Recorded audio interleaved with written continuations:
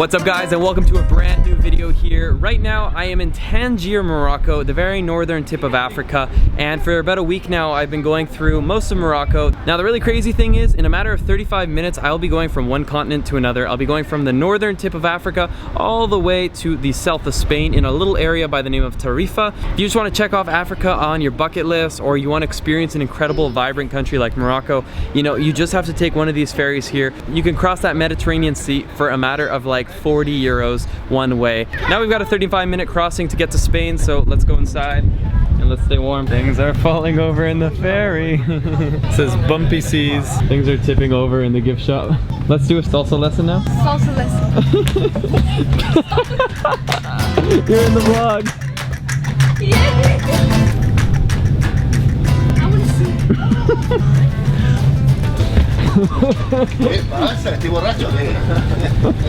Hey guys, we made it, and now like something out of like a D-Day movie, we're about to storm the beach, except we're storming Tarifa. Doesn't this feel like something out of like a zombie apocalypse movie? Like we're on lockdown. Survivors? Yeah, we're the only last survivors. You can hear like zombie invasion. I want to introduce you to my self-walking suitcase, guys.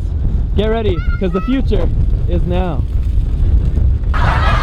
Alright, so we have cleared customs. That took about 20 minutes, and now we are off to Algeciras, which I believe is 30 minutes away by bus. And then from there we've got a hotel we booked for the night, which is only about, I think, 60 US per night, which, considering we're in Europe, I don't think is terrible. How do you say welcome to Spain?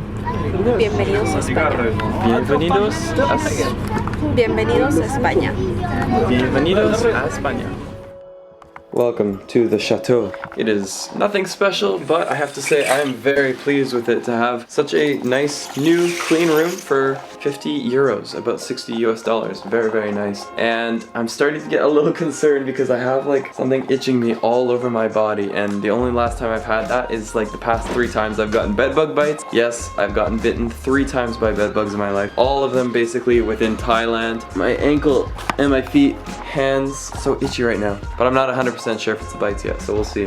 Guys, I have to say I'm a little bit disappointed with the car rental situation here in Europe. I thought it would just be like, oh, you know, if you're within the EU, you can rent a car, kind of drop it off. Maybe you pay a small fee for renting one way. But this morning I called car rentals in Algeciras. Guess how much they wanted to charge me for the one-way fee? In order to rent it here in Algeciras, I'd be paying typical probably $30 to $50 a day for a car. But if I wanted to leave it in Portugal, could have literally been like 100 meters over the border, they would charge me between a 500 to 900 euro one-way fee. That's super disappointing because I love having a car. It's just so much more flexible. I can shoot, I can go explore places that are not like on the train routes or whatever. So, but what we're gonna do is we're gonna find out if there's a train that goes from here in Algeciras, which, by the way, there's nothing wrong with this place, but I don't think it's really a thing to do. So we're gonna get out of here. We're gonna take a train, hopefully to Sevilla, if that train exists. And from Sevilla, we'll take a bus or a train to get us to the border with Portugal. And then once we're in the border, we'll just like rent a car, and there won't be that one-way fee. So we're in a very local town here, and so Kathy went and asked a couple people now, is there a Starbucks around? They didn't know what Starbucks was. So we're realizing we need to get out of here. ASAP Rocky. There's nothing going on in the city. So we're now realizing we need to bite the bullet and just get a rental car, even if it's just for one day, so that we can get to Sevilla. From Sevilla, we can, like, you know, we can have our work done. We can have high-speed internet. Are you sure we don't live in Spain? Look at all this luggage. All right, it's time to check out. Let's go rent a car. We still haven't booked a car, so we have to quickly go downstairs and book that. Oh sweet, I booked one. I thought the trunk would open itself, but it's a peasant car. You have to open it yourself. It was a way better price than everyone else was asking. I went directly through the website. Never book a car in person. I've seen it a million times. They always try to like crank up the prices, especially here in Algeciras, where they wanted like 250 euros a day. So I rented this car from Avis, and the nice thing is they ran out of the car that I ordered, so they've upgraded us to an Audi, which is always nice. But apparently they did not have time to clean it, so very kindly we have all these bugs coated across the entire vehicle. I did a like quality inspection with them, and then they were like, oh yeah, it's like basically fine except for a couple scratches on the back, to which I saw had scratches across the whole car. So I had to have him note that down, but it's like, man, if they had held me accountable for that, And there's like a nice cigarette burn mark here, which he also didn't take note of. But the bright side is we were able to get this vehicle for about $200 US for 2 days. I mean, the thing is we're now in Europe and it's not as cheap to travel as like Southeast Asia. You can take shuttle buses, which would have been probably about 50 to 60 euros per person. So we would have come pretty close to our price anyways, just taking a rather budget way of traveling. So rent a car, now that I'm 25, things all worked out. If you guys haven't already watched, we actually just spent 8 days in Morocco. And so when we went to Morocco, we had one problem, and that was that they weren't gonna let me in with my drone. So I had two options. I could either send it back to Canada, or I could send it to somebody, maybe a fan that lived near Spain, near Portugal. And I ended up finding a lot of people DMing me, which was so helpful. We actually went with the person that was the closest, and they were in Gibraltar. So we're now on our way to Gibraltar, which actually is not part of Spain. It's part of the United Kingdoms, which is actually kind of crazy because here it is on the southern tip near Spain, but a totally separate country in itself. And yeah, we're off to Gibraltar, just about a 30-minute drive away, I believe.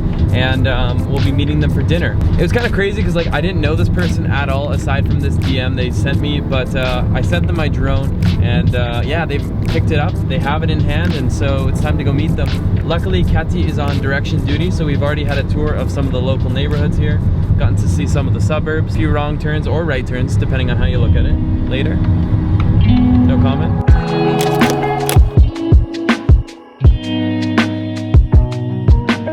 Right now we're at a place by the name of La Línea. It's the street right here, and basically it's the road that separates Gibraltar, which is its own country, from Spain here. I'm kind of confused about the whole situation. So essentially, I think Gibraltar is part of the United Kingdom, but I don't know the full details on how it became its own place or why it's all the way here. But I'm sure we'll get more information on that when we meet Kylie. Basically, she's doing work over there right now, so we're waiting for her to finish up her job. We're gonna grab some dinner. But Katy cannot go into Gibraltar because she has a Peruvian passport. Maybe one day we'll be back. Aww. Her passport makes her sad sometimes. Yes. I'm sorry. It's okay. I'm sorry. They searched her extra hard when we got to Spain too.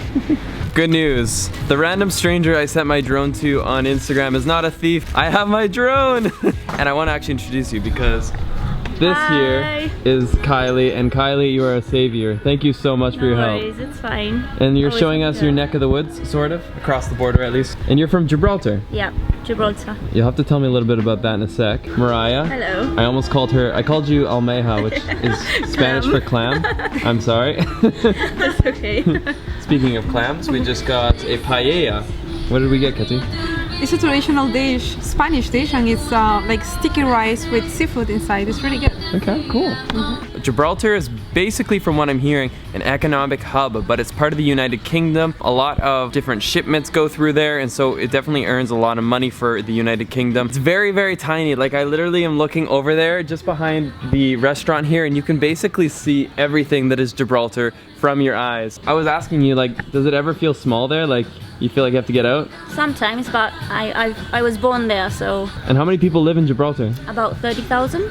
Oh my gosh, that's so Very tiny. small. I think it's about 7 kilometers by 3 or something like that. 7 by 3 kilometers. Something like that. And the crazy thing is, like, if you look around, everything's relatively flat here, but then all of a sudden there's just this massive mountain jutting out. And you guys speak both English and Spanish? Yeah. Is that pretty traditional in Gibraltar? Most people speak both?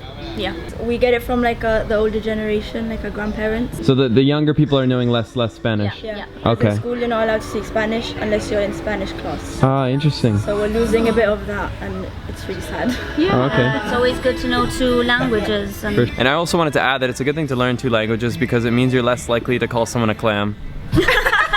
Sorry about that. We're never going to forget that. Is it tight? No, a bit. it's fine. Just a little bit. It's fine. Okay, sweet. Next stop, Sevilla. Is it a ticket? Yeah, it is a ticket. So I just turned on the window wipers as we dropped off the girls. I see a piece of paper stuck to my window wiper, and that's never a good thing. We got 2 days left in Spain. We gotta run. They say that it could have been told. So right now I'm getting a 10 euro haircut, and we're listening to some hardcore Algerian rap. I definitely feel the barber here. things are good. Katy is my translator, so things are going very well. Tell them what happened with the coffee. That's why I need a translator. I just came from the McDonald's behind us here. I ordered 1 latte. I ended up with 2 macchiatos, and I have no idea how she came up with 2, but that's what happens when I'm alone for 3 seconds.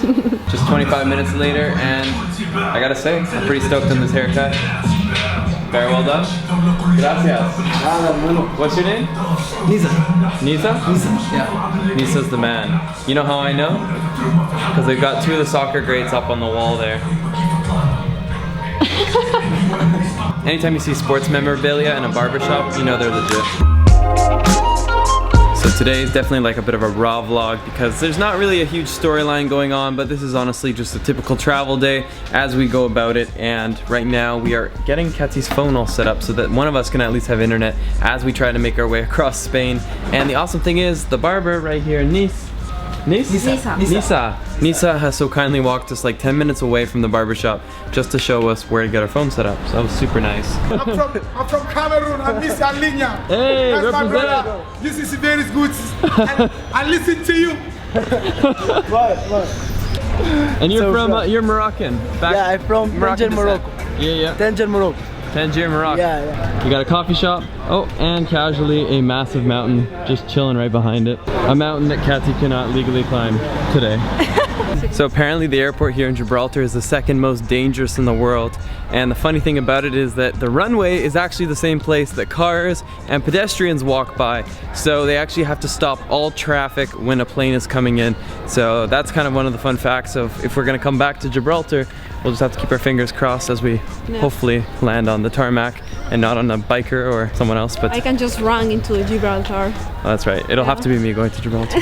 All right. We're back on the road and we have a GPS set up. Yes! So now it's time to go all the way to Sevilla, which apparently is only about 2 hours away. Goodbye to Gibraltar, the beautiful mountain. Just look for the golden arches.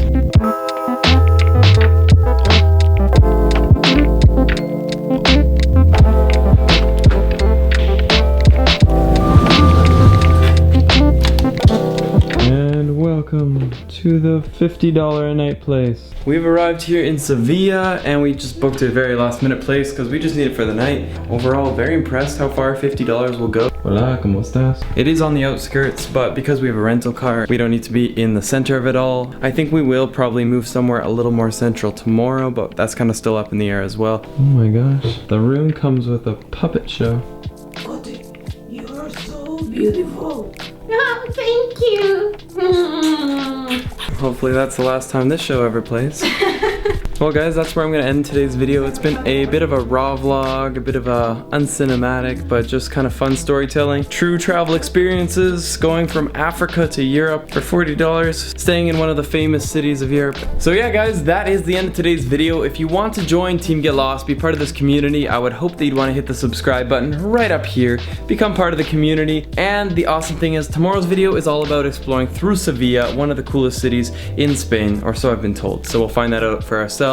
And after that, we're off to Portugal. And as always, guys, let's get lost again in the next one.